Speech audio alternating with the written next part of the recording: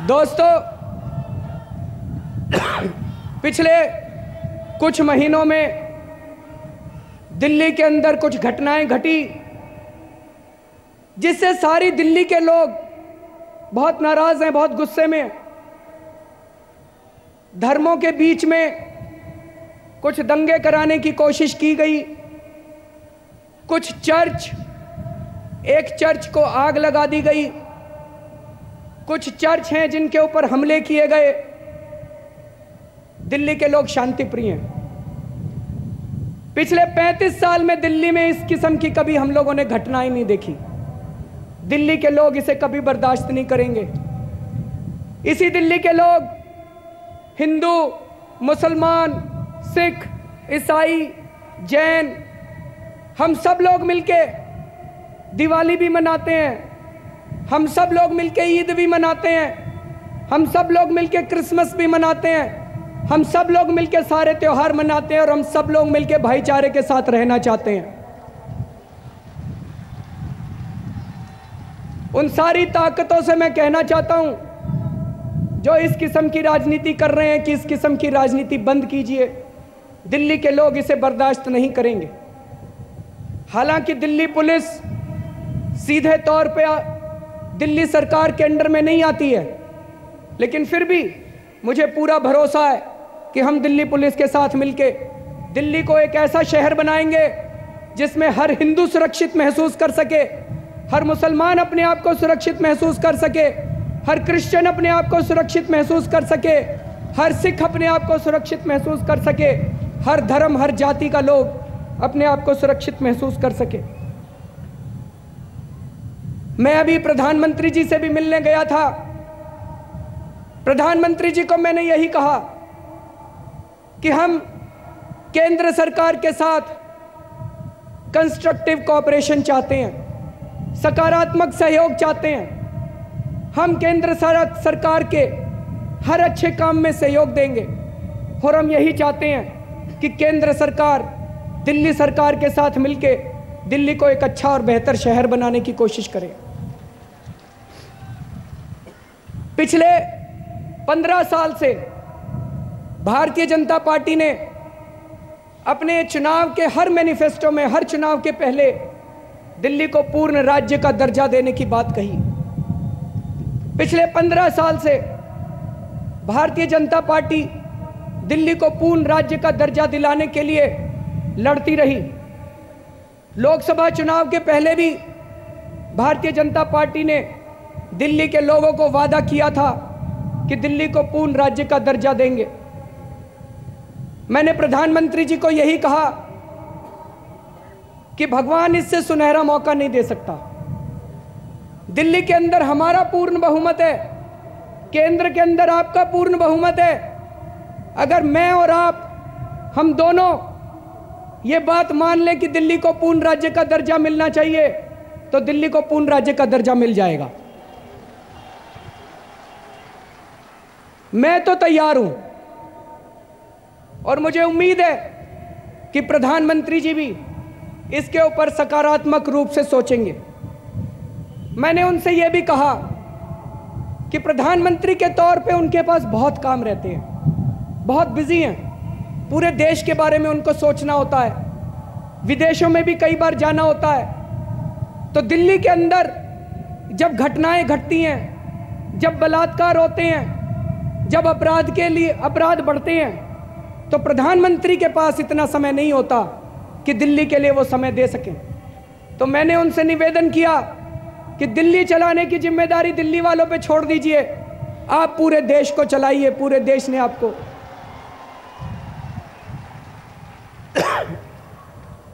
तो दोस्तों, ये आम आदमी की सरकार सबकी सरकार है। चाहे आपने हमें वोट दिया या नहीं दिया, मैं आप सबका मुख्यमंत्री हूं। उन 3 विधानसभाओं जिनके अंदर आम आदमी पार्टी के विधायक नहीं है, हम उन तीनों को भी अपना विधायक मानते हैं।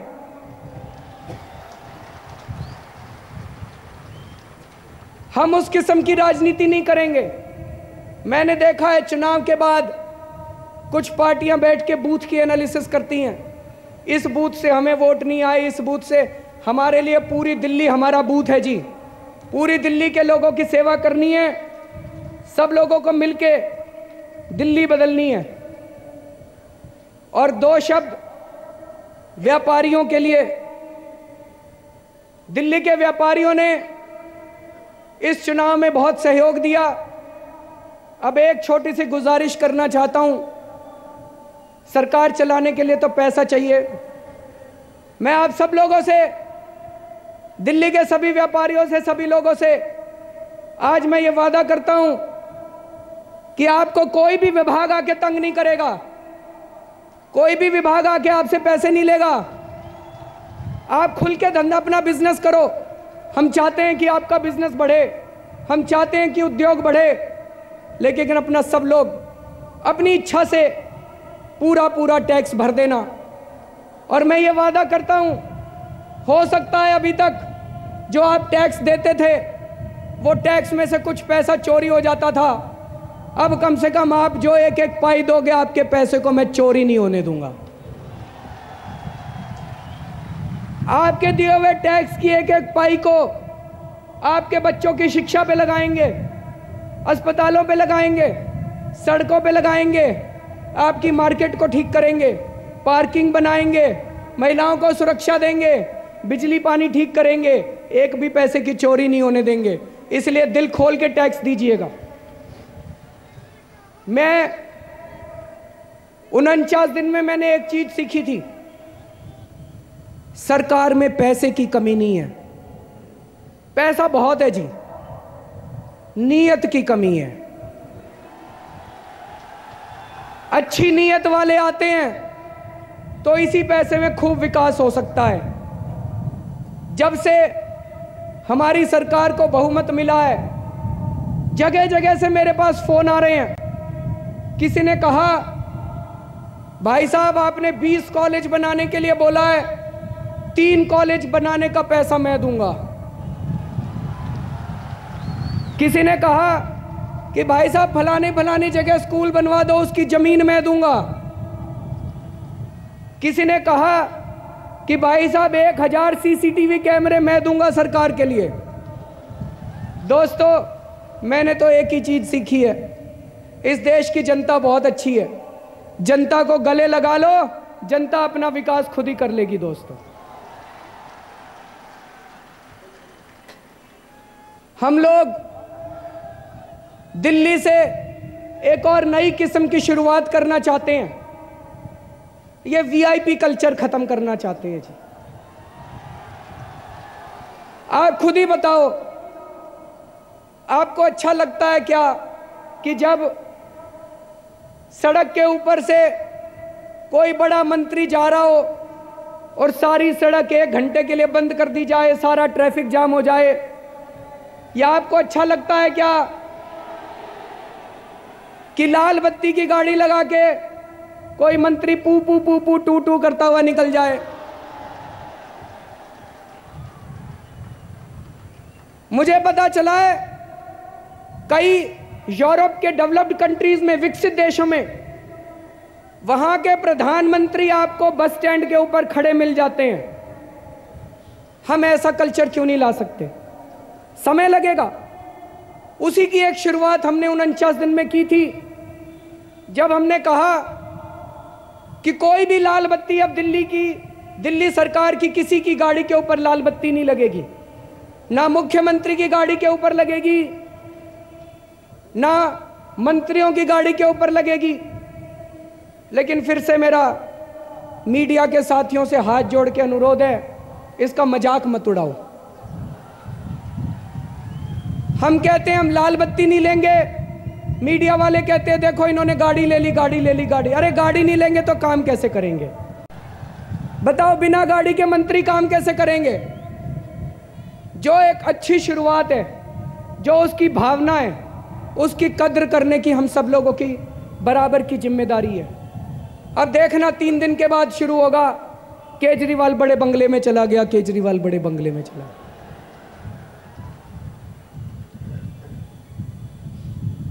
मुझे पूरा एक महापुरुष ने कहा था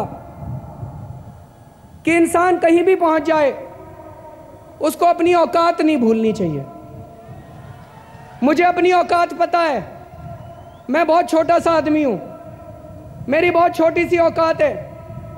आज मेरे घर में 4 या 5 कमरे हैं, मैं जहां भी जाऊंगा 4-5 कमरों से ज्यादा की मेरे को क्या जरूरत है भाई साहब। 4-5 कमरे ही चाहिए, हाथ पैर पसारने के लिए उतनी जगह चाहिए, और जगह की क्या जरूरत है। लेकिन एक दफ्तर की तो जरूरत पड़ेगी, नहीं तो मुख्यमंत्री काम कैसे करेगा।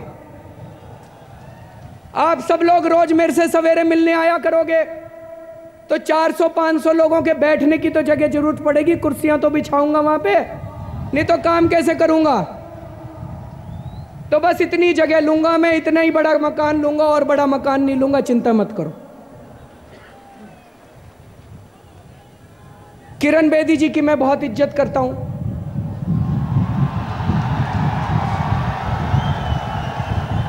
चुनावों में जीत या हार चलती रहती है,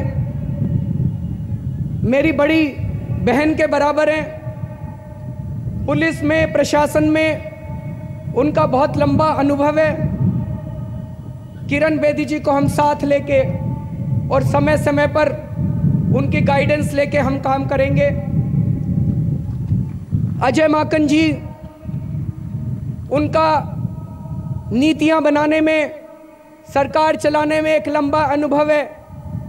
अजय माकन जी से भी हम लोग समय समय पर सलाह मशविरा करेंगे, उनकी गाइडेंस लेंगे।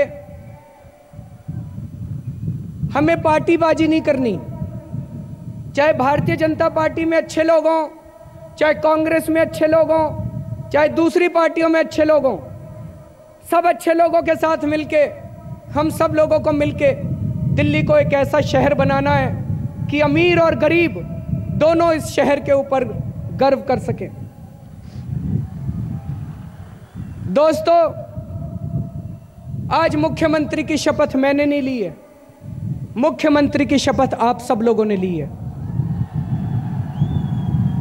दिल्ली का मुख्यमंत्री आज मैं नहीं बना, दिल्ली का मुख्यमंत्री आज दिल्ली का एक एक नागरिक बना है।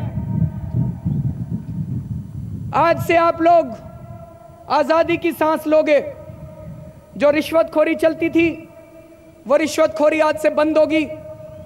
मैं ये नहीं कह रहा कि 100% रिश्वतखोरी बंद होगी, लेकिन धीरे धीरे धीरे धीरे मुझे उम्मीद है कि 5 साल के अंदर दिल्ली को भ्रष्टाचार मुक्त राज्य बना के दिखाएंगे।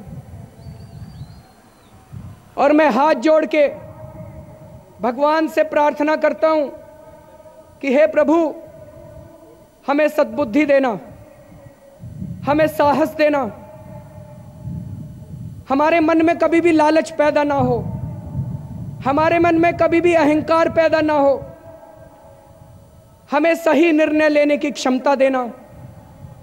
और हम देश के लिए जिस तरह से आज अपना तन मन धन सब कुछ दांव पे लगा के बैठे हैं, इसी जज्बे को बरकरार रखना।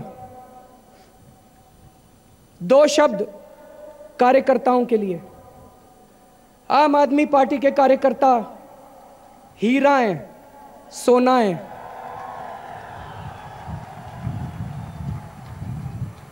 कई बार आंखों में आंसू आ जाते हैं उनकी कहानियां सुन के।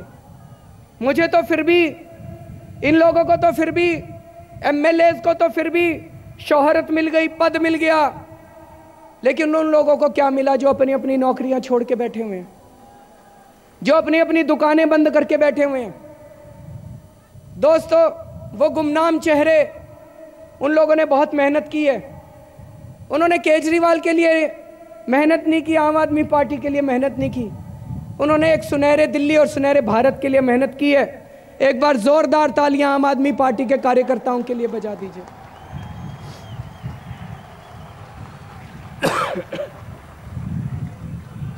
मैं उम्मीद करता हूं कि भारत की हमारी टीम इस बार जरूर वर्ल्ड कप जीतकर वापस लौटेगी। भारत की टीम को ढेर सारी शुभकामनाएं। और अंत में मैं एक प्रार्थना गा के सुनाना चाहता हूं, अगर आप सब लोगों की इजाजत हो तो। मैं चेतावनी दे देता हूँ, मैं गाता बहुत ख़राब हूँ और आप सब लोग जानते हैं मेरा गला भी बहुत ख़राब है, लेकिन इसके शब्द बहुत अच्छे हैं। आज जब समाज के अंदर जाति और धर्म के नाम पे जहर घोलने की कोशिश की जा रही है, हम इस जहर की राजनीति को प्यार और मोहब्बत की राजनीति से बदलना चाहते हैं। मैं एक एक लाइन बोलूंगा और आप मेरे पीछे पीछे दोहराएंगे। इंसान का इंसान से हो भाईचारा, यही पैगाम हमारा, यही पैगाम हमारा। इंसान का इंसान से हो भाईचारा, यही पैगाम हमारा, यही पैगाम हमारा। हर एक महल से कहो कि झोंपड़ियों में दिए जलाए, हर एक महल से कहो कि झोंपड़ियों में दिए जलाए।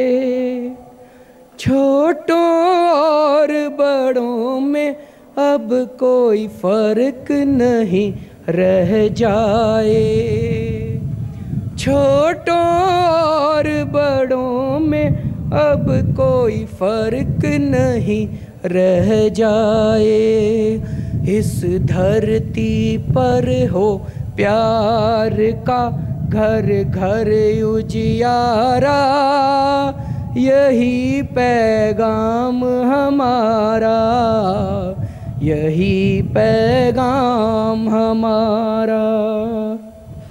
इंसान का इंसान से हो भाईचारा, यही पैगाम हमारा, यही पैगाम हमारा।